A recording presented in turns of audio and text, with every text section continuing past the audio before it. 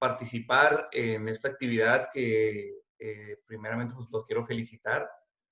Ya mi generación de joven no nos tocó tanta tecnología, entonces qué bueno que la han sabido aprovechar para algo bueno, para algo que es agradable delante de nuestro Dios.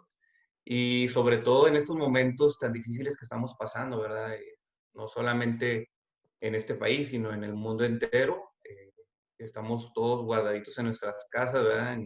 Por peligro del COVID y tantos casos que hemos visto, tantas personas que hemos conocido que han presentado esta enfermedad, que pues ahora sí que se nos han adelantado, pero como ya lo mencionábamos, Dios tiene sus propósitos, tiene sus tiempos, Él tiene el control de todas las cosas. Y qué bueno que se forman estos grupos de oración, porque la oración es muy importante para nosotros en nuestras vidas como cristianos, porque es nuestro vínculo directo con nuestro Dios. Y es muy reconfortante el saber que alguien está orando por ti. Nos ha pasado momentos difíciles en nuestras vidas que se nos ha acercado un hermano, ¿verdad? Que conoce nuestra situación y nos dice, oye, yo estoy orando por ti. Y la verdad es bien bonito y se siente muy agradable el saber que alguien está en nuestras oraciones. Sabemos que nuestros papás siempre están orando por nosotros y eso es maravilloso, o sea, el saber que mi mamá me tiene en sus oraciones, el saber que mi papá me tenía en sus oraciones y el saber que tenía esa protección, la verdad yo me sentía muy seguro porque la oración así es, nos hace sentir reconfortantes y recuerdo momentos de repente que me tocaron, que llegaba a la casa y estaba un poquito asustado por algo que me había pasado y mi papá le contaba a mi papá y me decía, mira, vamos a orar.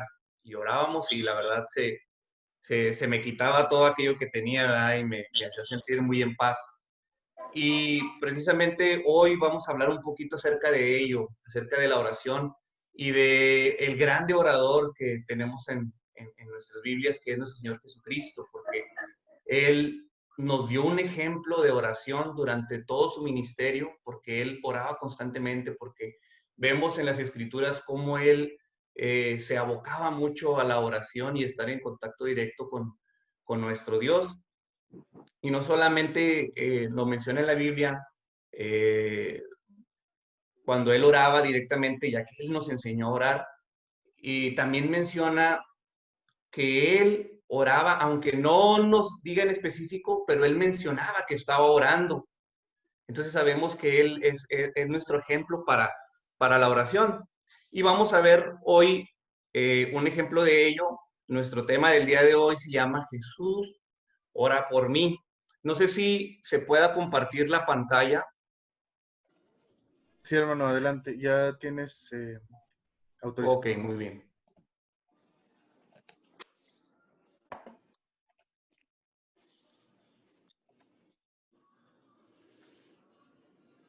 Listo. Como les comentaba, el tema de hoy que vamos a tener es Jesús ora por mí. Como les había comentado, Jesús es el mayor orador que tenemos y el mayor ejemplo de oración que tenemos en la Biblia.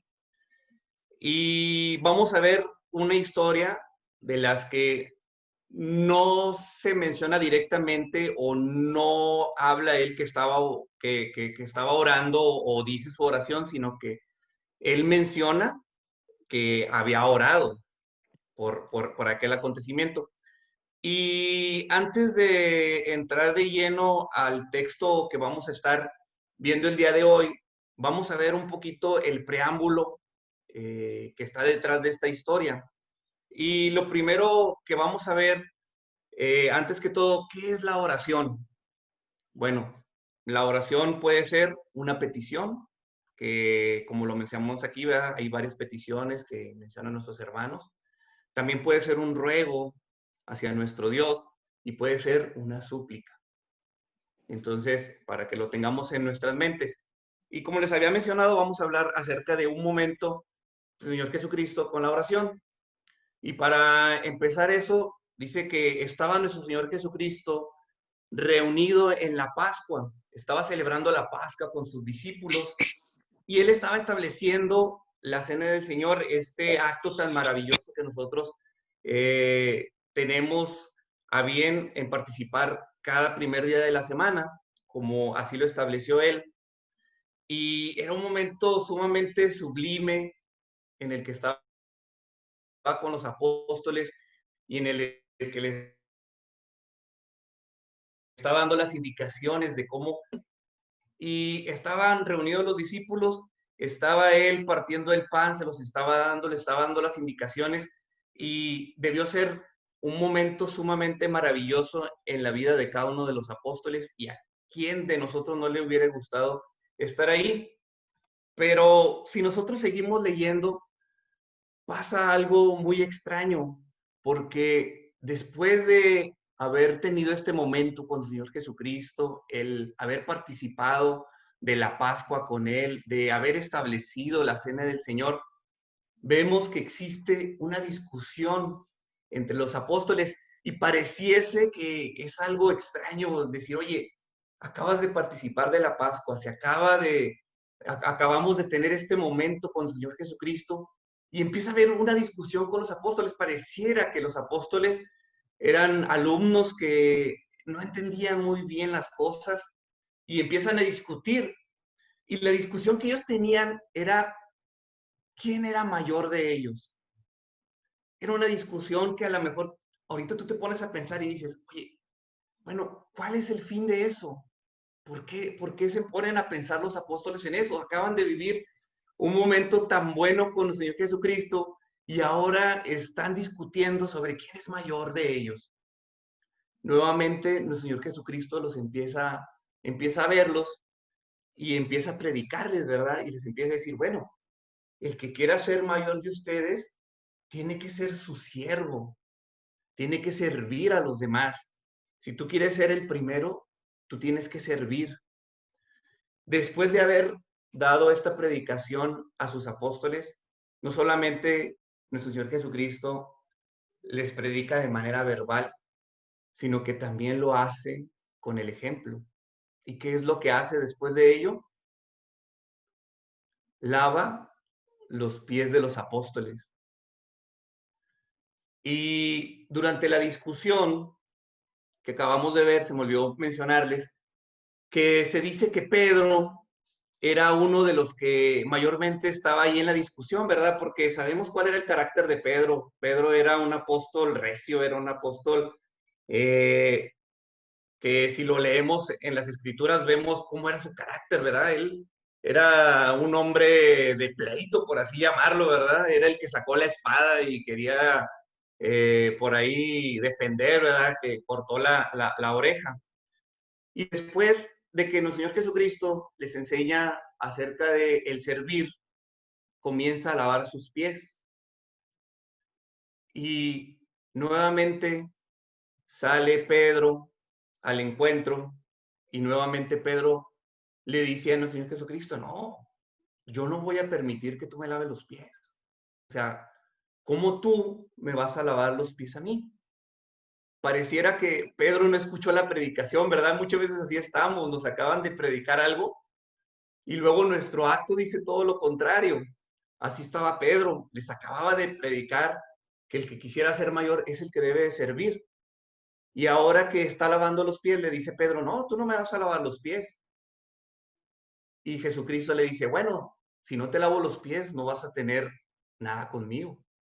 Y luego Pedro, después de que lo regaña, le dice, bueno, no solamente lava mis pies, sino que también lava mi cabeza. Entonces vemos nuevamente aquí que Pedro seguía sin entender lo que estaba pasando. Después de que lava los pies, nuestro Señor Jesucristo empieza a despedirse de ellos y les empieza a decir, deben de amarse entre ustedes. Y les empieza a decir, miren, yo voy a un lugar en el que ustedes no pueden ir conmigo. Y nuevamente Pedro sale y levanta la mano, ¿verdad? Y empieza a hablar. Y le dice, yo te voy a seguir. ¿Por qué? Porque yo no puedo ir contigo. Es más, mi vida la voy a dar por ti, si es necesario. Y después de que Pedro hace esta afirmación, llegamos al momento de la historia que vamos a estar analizando durante esta noche. Y lo vemos ahí en nuestras Biblias, en Lucas 22:31. Vamos a Lucas 22:31. Después de que Pedro acaba de hacer esta afirmación tan fuerte, porque no era cualquier cosa, ¿verdad? Le acaba de decir, oye, yo mi vida la voy a dar por ti. Pero nuestro Señor Jesucristo, conociendo lo que iba a acontecer y lo que iba a pasar y cómo Pedro iba a actuar, le dice ahí en Lucas 22:31, Simón, Simón, Satanás ha pedido zarandear a cada uno de ustedes como si fueran trigo, pero yo he rogado en oración por ti, Simón, para que tu fe no falle, de modo que cuando te arrepientas y vuelvas a mí, fortalezcas a tus hermanos. Y lo primero que llama mi atención en esta lectura es que nuestro Señor Jesucristo se dirige a Pedro como Simón. Sabemos que ese era su verdadero nombre, Simón, porque en una ocasión, cuando Jesús pregunta a sus discípulos, ¿quién soy yo? ¿Quién dicen que soy yo? Y le empiezan a contestar, bueno, unos dicen que eres Elías y otros que eres un profeta. Y le dice, ¿y ustedes quién piensan que soy yo? Simón rápidamente habla y le dice, tú eres el Hijo de Dios, tú eres el Cristo.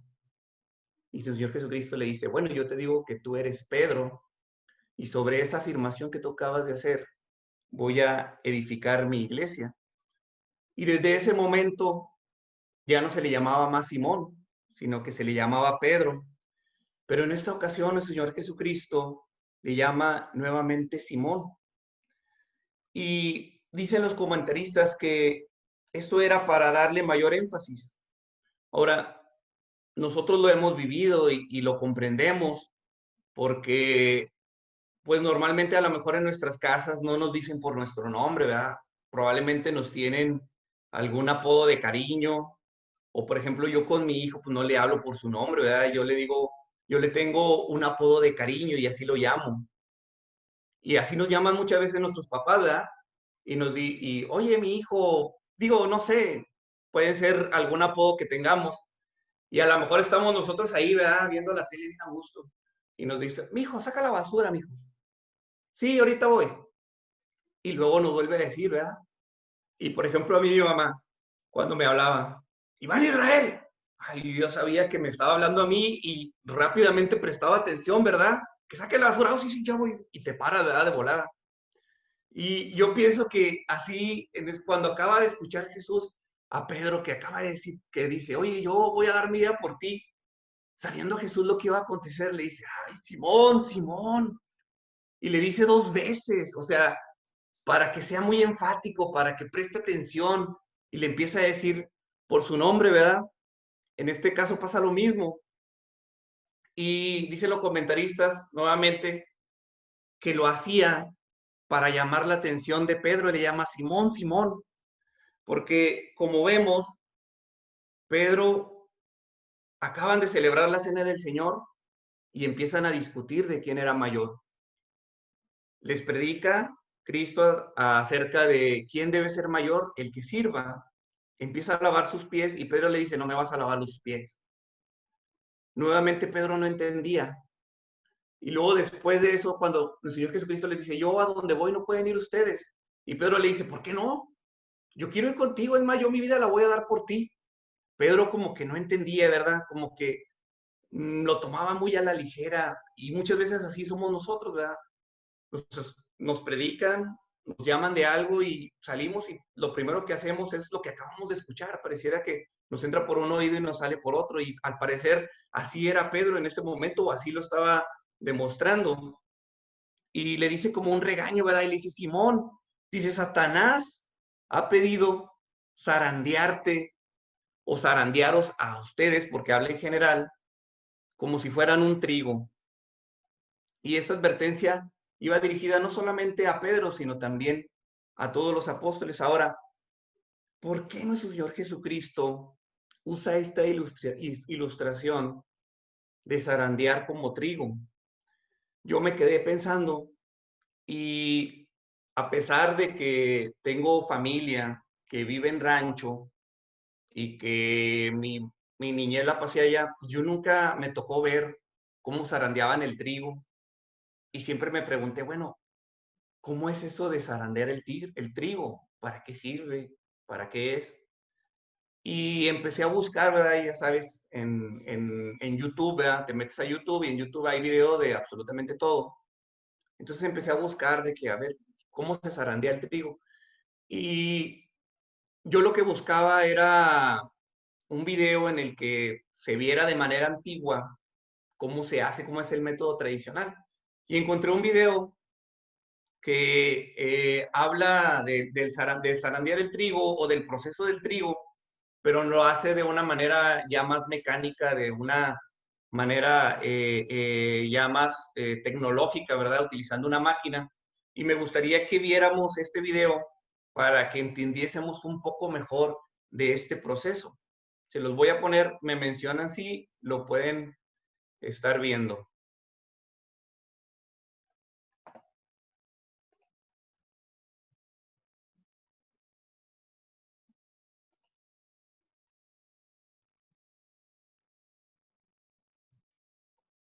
Pero Miren, creo que para compartir en YouTube tienes que dejar de compartir la presentación. ok, ok. Permítame tantito, porque a mí ya me arroja.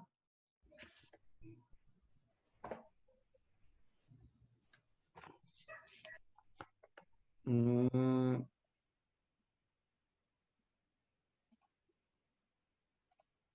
a ver, me dicen ustedes si lo pueden ver, ¿ok?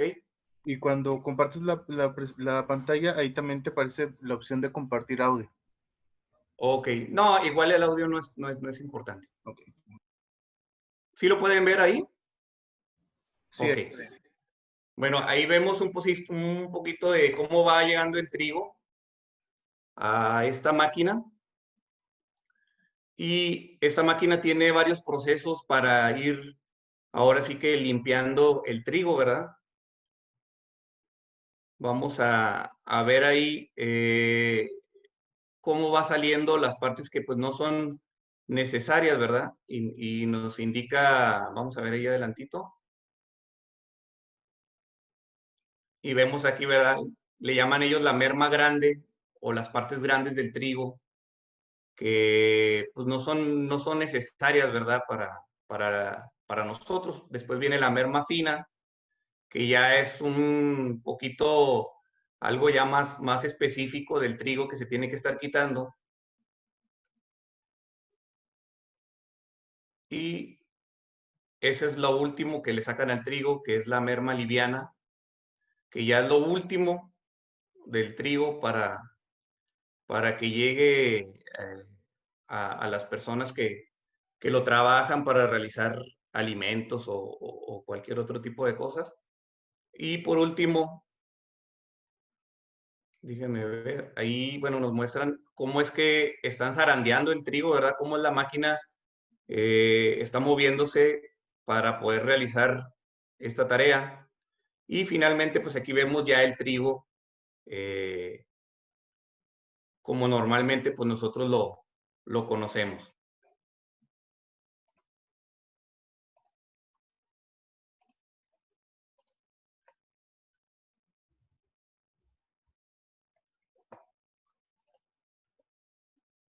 Y vamos a ver un poquito acerca de esto, de este proceso del zarandear.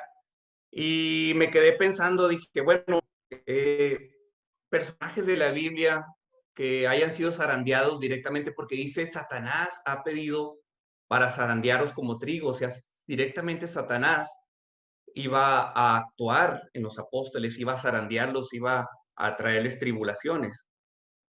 Y mi personaje y mi libro favorito de la Biblia, que es Job, es un personaje que fue directamente zarandeado por Satanás.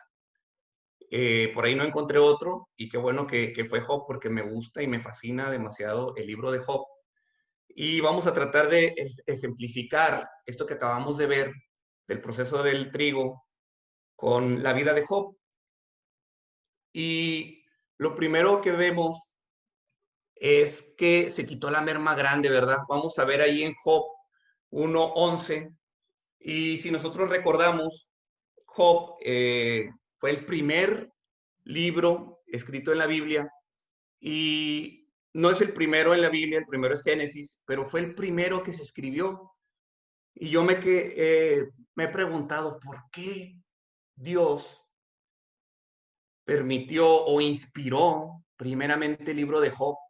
Bueno, seguramente porque Dios quería que supiéramos nosotros cómo es que Él actúa en nuestras vidas, cómo es que Él nos transforma y cómo es nuestra relación con Él, porque realmente eso es de lo que habla el libro de Job.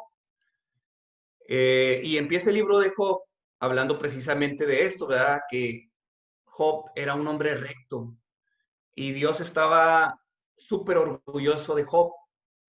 Y llega Satanás y le dice, oye, mira, ¿no has considerado a mi siervo Job? Él es, mira, buenísimo, él es el bueno de aquí. Él me ama, él siempre está apegado a mí. Y vamos a ver ahí en el Job 1:11 lo que le contesta Satanás a Dios. Le dice, pero extiende la mano y quítale todo lo que posee, a ver si no te maldice en tu propia cara. Muy bien, le contestó el Señor. Todas sus posesiones están en tus manos, con la condición de que a él no le pongas la mano encima. Dicho esto, Satanás se retiró de la presencia del Señor. Llegó el día en que los hijos y las hijas de Job celebraban un banquete en casa de su hermano mayor. Entonces un mensajero llegó a decirle a Job, mientras los bueyes araban y los asnos pastaban por ahí cerca, nos atacaron los de Sabá y se lo llevaron. A los criados los mataron a filo de espada. Solo yo pude escapar y ahora vengo a contárselo a usted. No había terminado de hablar este mensajero cuando uno más llegó y dijo, del cielo cayó un rayo que calcinó a las ovejas y a los criados. Solo yo pude escapar para venir a contárselo. No había terminado de hablar este mensajero cuando otro más llegó y dijo, unos salteadores caldeos vinieron y dividiéndose en 3 grupos, se apoderaron de los camellos y se los llevaron. A los criados los mataron a filo de espada. Solo yo pude escapar y ahora vengo a contárselo. No había terminado de hablar este mensajero todavía cuando otro llegó y le dijo, los hijos y las hijas de usted estaban celebrando un banquete en casa del mayor de todos ellos, cuando de pronto un fuerte viento del desierto dio contra la casa y derribó sus 4 esquinas, y la casa cayó sobre los jóvenes y todos murieron. Solo yo pude escapar y ahora vengo a contárselo.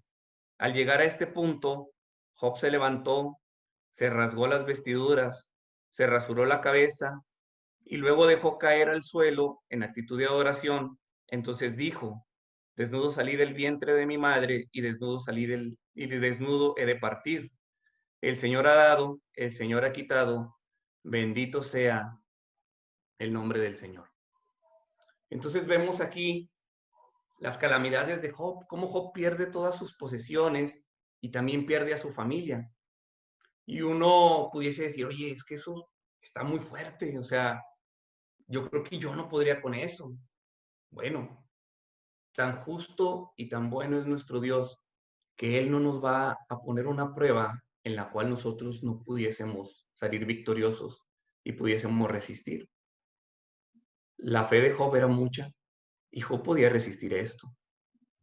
Yo me pongo a pensar y digo, oye, si yo perdiera a mi hijo, no sé, tal vez me volvía loco. Es algo que ni siquiera le pasa a uno por la cabeza, es algo fuertísimo. Y Job, después de haber perdido todo esto, dice que se arrodilló en actitud de adoración y bendijo el nombre del Señor. Y bueno, Dios actúa sobre todas las cosas. Vemos que aquí Satanás directamente estaba actuando Él es el que estaba despojando de todas las cosas a Job, pero Dios tiene un propósito.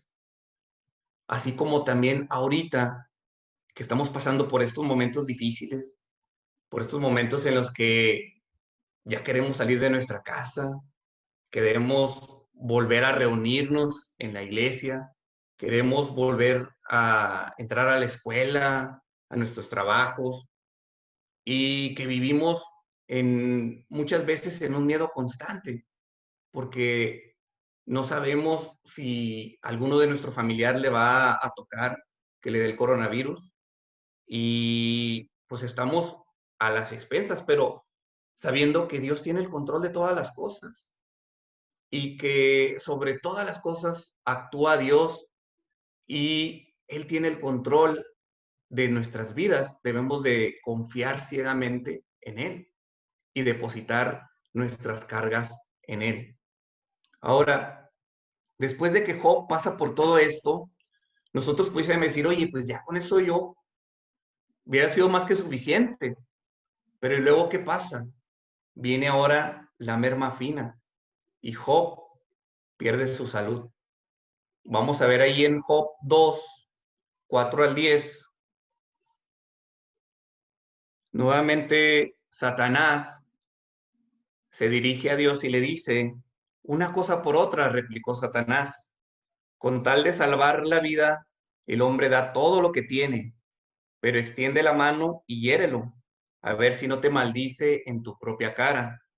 Muy bien, dijo el Señor a Satanás, Job está en tus manos, eso sí, respeta su vida. Dicho esto, Satanás se retiró de la presencia del Señor para afligir a Job con dolorosas llagas desde la planta del pie hasta la coronilla. Y Job, sentado en medio de las cenizas, tomó un pedazo de teja para rascarse constantemente. Su esposa le reprochó, ¿todavía mantienes firme tu integridad? Maldice a Dios y muérete. Job le respondió, mujer, hablas como una necia. Si de Dios sabemos recibir lo bueno, ¿no sabremos recibir también lo malo? A pesar de todo esto, Job no pecó ni de palabra. Entonces, ahora Satanás toca la vida de Job. ¿Y qué es lo que empieza a hacer Job? Dice que no pecó ni de palabra, pero Job empieza a maldecir el día en que nació, porque el error de Job fue pensar que las calamidades que tenía era solamente para la gente malvada y comienza a cuestionar a nuestro Dios. Y lo vemos ahí en Job 31. Dice, le dice Job a Dios, le dice, yo había convenido con mis ojos no mirar con lujuria a ninguna mujer. ¿Qué se recibe del Dios Altísimo? ¿Qué se hereda del Todopoderoso en las alturas? ¿No es acaso la ruina para los malvados y el desastre para los malhechores? ¿Acaso no se fija Dios en mis caminos y toma en cuenta todos mis pasos? Si he andado en malos pasos o mis pies han corrido tras la mentira, que Dios me pese en una balanza justa y así sabrá que soy inocente. ¿Sabes? El error de Job es pensar que las calamidades eran solo para los malvados y hace una declaración muy fuerte Job y le dice, oye Dios, o sea, ve mis actos, o sea, pésame en una balanza y vas a ver que yo soy justo, que yo soy bueno y que yo no merezco todo esto que estoy pensando. Nunca debemos de asumir que la bendición es igual al favor de Dios, pero tampoco debemos asumir que las calamidades significa que Dios te está desaprobando, porque Dios no nos resucita si primero no vamos con Él a la cruz. Por eso Pablo decía, yo quiero conocer el poder de su resurrección, pero también quiero ser partícipe de su sufrimiento. Job pensaba, como nosotros muchas veces lo hacemos, cuando estamos en una calamidad, decimos, ¿por qué me está pasando a mí? O sea, ¿Por qué ahora que me acerco más a Dios? ¿Por qué ahora que estoy más pegado a la iglesia? ¿Por qué ahora que estoy bien metido en las cosas de Dios, empiezan a haber calamidades en mi vida? O sea, ¿por qué Dios? ¿Por qué si yo estoy contigo, por qué me está pasando eso? Porque nosotros tenemos el pensar de que las calamidades es para la gente malvada y que si estamos con Dios vamos a ser simplemente siempre bendecidos, y vemos gente del mundo que le va muy bien y decimos, oye, pues si él ni siquiera está con Dios, ¿por qué le va tan bien? Porque asumimos que una bendición es que tenemos el favor de Dios y una calamidad es que Dios nos está desaprobando. Y no es así. Dios tiene sus planes, Dios tiene sus propósitos y sobre todo las cosas actúa Dios. Muchas veces no lo comprendemos cuando estamos pasando por esa calamidad como Job lo estaba haciendo en ese momento. Él no comprendía y él le reclamaba y le cuestionaba a Dios, ¿por qué me está pasando eso? ¿Por qué si yo estaba, es más, yo ni siquiera había hecho un pacto, ni siquiera mirar a otra mujer? Yo podía tener a lo mejor muchas mujeres, pero yo había hecho un pacto con mis ojos, ni siquiera ver a otra con lujuria. ¿Por qué me está pasando eso a mí? Pésame en una balanza, Dios, vas a saber que yo soy justo. Y muchas veces nosotros cuestionamos a nuestro Dios, ¿verdad? Y le decimos, ¿por qué me está pasando esto, Dios? ¿Por qué? Yo no me lo merezco, yo no merezco esta calamidad. Pero nosotros asumimos como lo asumió también Job. Después de esto viene la merma liviana y Dios termina de perfeccionarnos. Vamos a ver ahí en Job 38:4.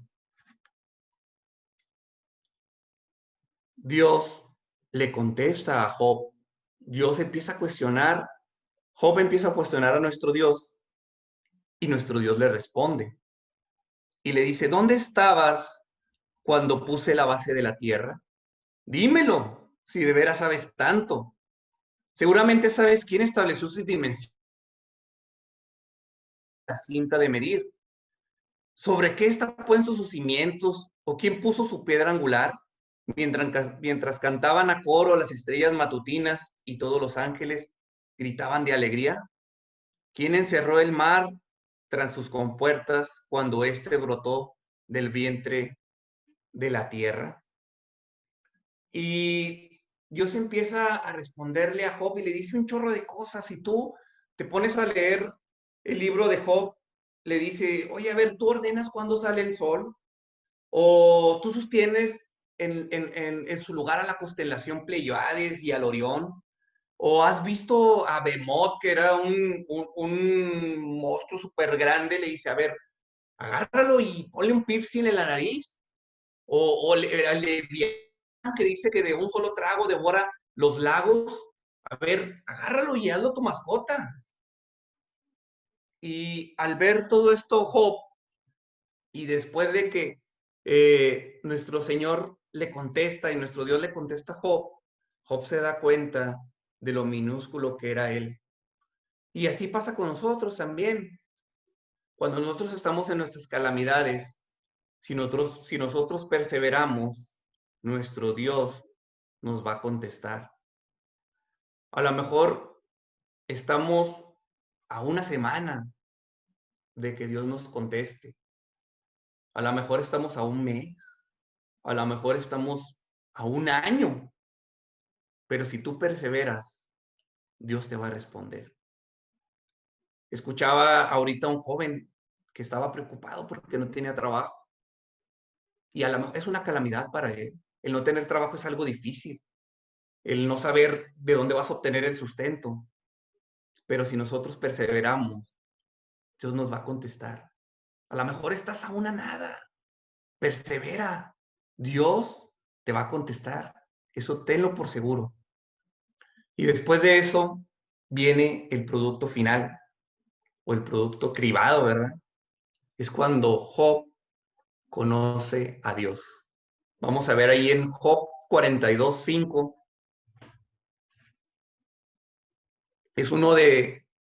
Es mi versículo favorito de Job. Está entre mis top 5. Dice, Job 42:5 dice, de oídas había oído hablar de ti, pero ahora te veo con mis propios ojos. Qué impresionante, ¿no? El decir, yo había escuchado de ti, pero ahora te puedo ver con mis propios ojos. ¿A quién no le gustaría tener un encuentro con nuestro Dios semejante al de Job? A todos. Pero para tener un encuentro como el de Job, debemos de pasar por lo que pasó Job. Y ahí es cuando decimos, oye, bueno, a lo mejor no quiero tener un encuentro tan grande con Dios, porque no sé si estoy dispuesto a soportar todas esas calamidades. Y dice en el 6, por tanto, me retracto de todo lo que he dicho y me arrepiento en polvo y ceniza. Al final de todo este zarandeo que tuvo Satanás con Job, Dios quita de Job toda la hojarasca que él tenía, lo lleva a un nuevo nivel de relación con Dios, pero tuvo que pasar por todo ese proceso.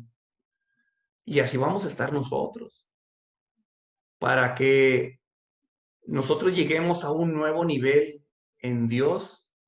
Tenemos que pasar por un zarandeo, tenemos que despojarnos de toda esa hojarasca que tenemos en nuestra vida. Ahora, vamos a regresarnos un poquito al texto base que teníamos ahí en Lucas 23:32. Después de que nuestro Señor Jesucristo le dice a Pedro, Simón, Simón, el diablo me pidió para que los zarandeara a todos ustedes como a trigo. Y dice en el 32, pero yo he rogado en oración por ti, Simón, para que tu fe no falle, de modo que cuando te arrepientas y vuelvas a mí, fortalezcas a tus hermanos. Y esto es lo más importante de toda la historia, de estos textos que hemos estado leyendo. Lo más importante es esta parte, porque dice, pero yo he rogado en oración por ti, Simón. Yo sé lo que vas a pasar, Simón. Yo sé cómo eres tú. Y antes de que cualquier cosa tú dijeras, yo he estado rogando en oración por ti. Y nuestro Señor Jesucristo, ahorita, en este momento, está orando por nosotros, por nuestras calamidades que estamos pasando, por nuestras dificultades. Él las conoce, Él sabe, Él está interviniendo, Él está orando constantemente por nosotros. Y eso nos debe de dar tranquilidad, eso nos debe de dar paz. Como lo mencionaba en un principio, cuando sabemos que algún hermano está orando por nosotros, nos sentimos bien y nos reconforta y nos llena de paz. Cuando sabemos que salimos en la mañana porque tenemos que salir a trabajar, pero sabemos que mi papá y mi mamá están orando por mí y eso nos reconforta y eso nos da paz y eso nos ayuda. Pero debemos de tener en mente que nuestro Señor Jesucristo también está orando por nosotros. Está en constante oración por nosotros. Y no solamente, y así nos lo demuestra en sus escrituras. Si vemos por ahí, cuando hace la elección de sus discípulos, vamos a leerlo porque yo creo que es importante. Vamos a leer ahí en Juan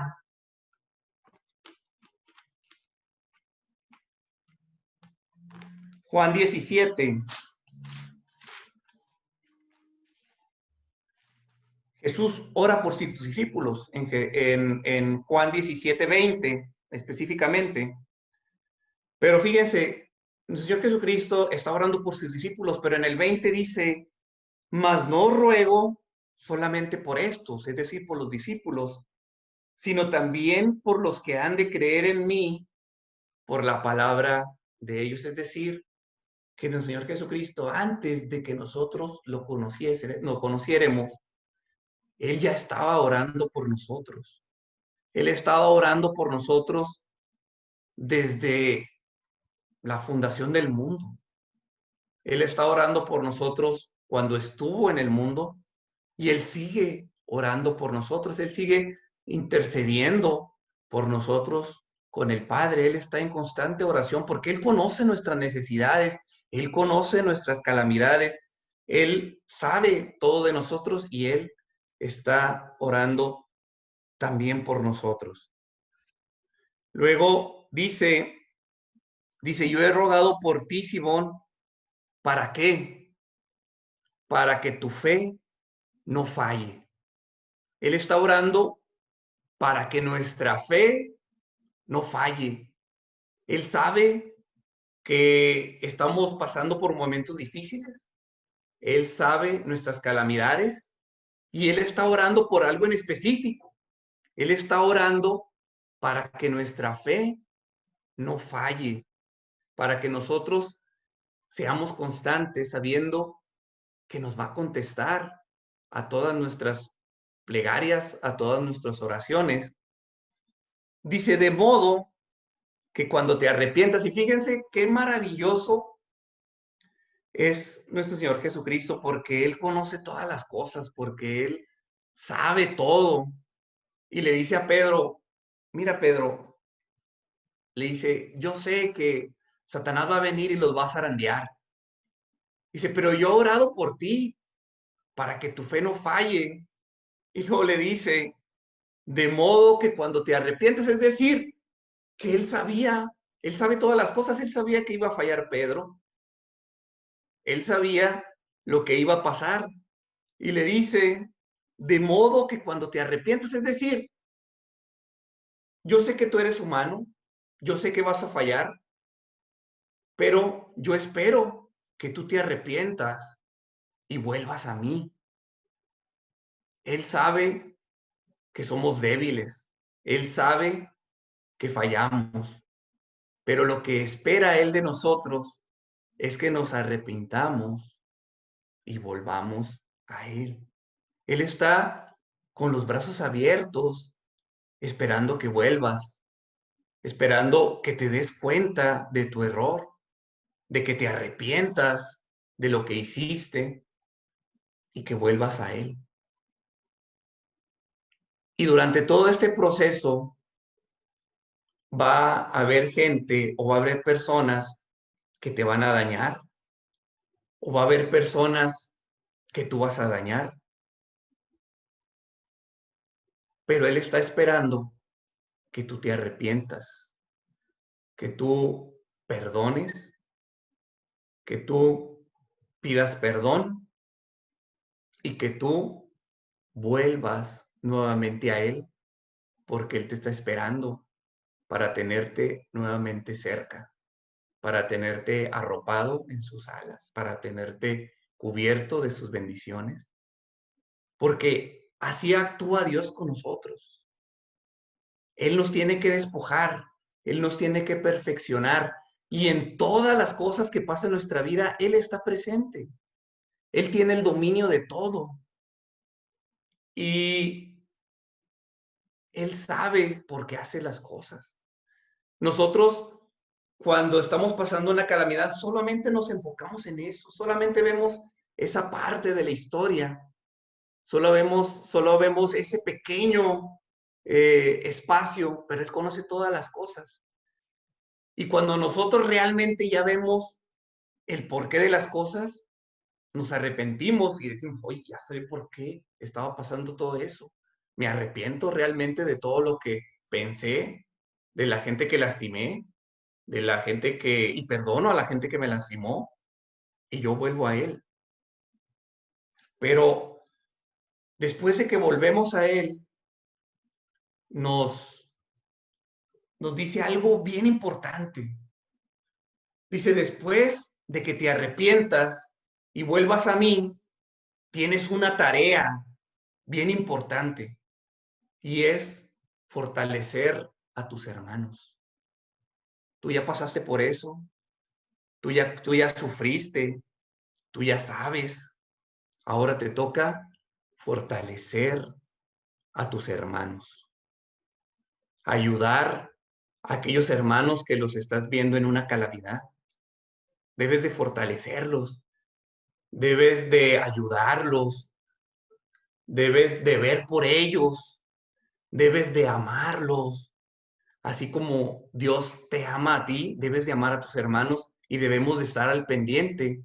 Y así como ahorita nos reunimos y estamos orando por nuestros hermanos que a lo mejor no los conocemos, pero tenemos un vínculo espiritual con ellos y debemos de preocuparnos por ellos para que estén bien, para fortalecerlos a través de nuestra oración. Y vemos aquí también en el caso de Job, que Job fortalece a sus hermanos. Vamos a ver ahí en Job 42. Job 42:7 dice, después de haberle dicho todo esto a Job, el Señor se dirigió a Elifaz de Temán y le dijo, estoy muy irritado contigo y con tus dos amigos, porque a diferencia de mi siervo Job, lo que ustedes han dicho de mí no es verdad. Tomen ahora 7 toros y 7 carneros y vayan con mi siervo Job y ofrezcan un holocausto por ustedes mismos. Mi siervo Job orará por ustedes y yo atenderé a su oración y no los haré quedar en vergüenza. Y conste que, a diferencia de mi siervo Job, lo que ustedes han dicho de mí no es verdad. Elifaz de Temán, Bildad de Sua y Sofar de Namat fueron y cumplieron con lo que el Señor les había ordenado. Y el Señor atendió la oración de Job. Y ahí estaba Job, ¿verdad? Ahí estaba con Elifaz, ahí estaba con Bildad, ahí estaba con Sofar. Te perdono, te perdono, te perdono. Y oró por ellos. Y dice que Dios atendió la oración de Job. Y él fortalece a sus hermanos. Y durante todo este proceso, para nosotros llegar a un nuevo nivel en Dios, no vamos a poder cerrar ese círculo, no vamos a poder crecer, no vamos a poder llegar a un nuevo nivel en Dios si nosotros no perdonamos, si nosotros no pedimos perdón, si nosotros no fortalecemos a nuestros hermanos. Y fíjense ahí en el 42, en el verso 10, dice, después de haber orado Job por sus amigos, el Señor lo hizo prosperar de nuevo y le dio 2 veces más de lo que antes tenía. Dios no prosperó a Job hasta que Job no cerró ese ciclo, hasta que no fortaleció a sus hermanos, hasta que no oró por sus amigos, hasta que no los perdonó.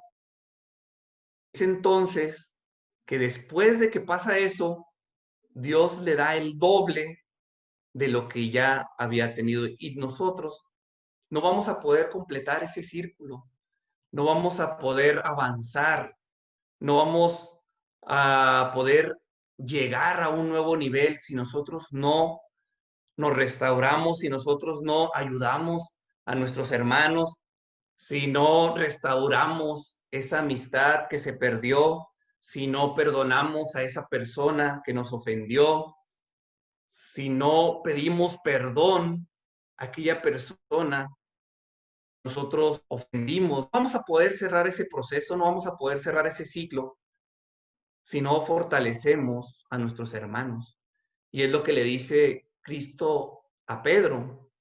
Le dice, yo he orado por ti para que tu fe no falle, pero yo sé que vas a fallar, pero cuando te arrepientas y vuelvas a mí y que ya hayas aprendido, entonces fortalece también a tus hermanos, ayúdalos, perdónalos, pídeles perdón, porque después de que hagas todo eso, vas a llegar a un nuevo nivel, vas a tener una nueva relación, vas a tener una relación más estrecha y más cercana, y vas a poder ayudar a los hermanos, vas a poder apacentar la grey, vas a poder ver por todos aquellos nuestros hermanos que se encuentran en calamidades.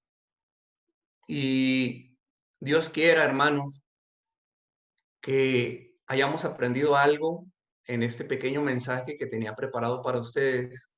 Y los sigo invitando a que no se echen para atrás, que sigan adelante con estas reuniones, que sigan adelante con esta oración, porque como les había comentado, la oración es gratificante, la oración nos llena de paz. Por eso, el Señor Jesucristo estaba en constante oración. Si tú lo ves, Él siempre estaba orando, Él siempre, en cada cosa que hacía, en cada decisión, en cada momento, Él estaba en constante oración, porque es el único vínculo que tenemos para hablar directamente con nuestro Padre a través de Cristo Jesús, que también está orando juntamente con nosotros por nuestras necesidades.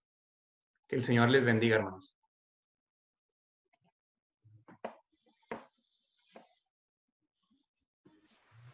Gracias, hermano.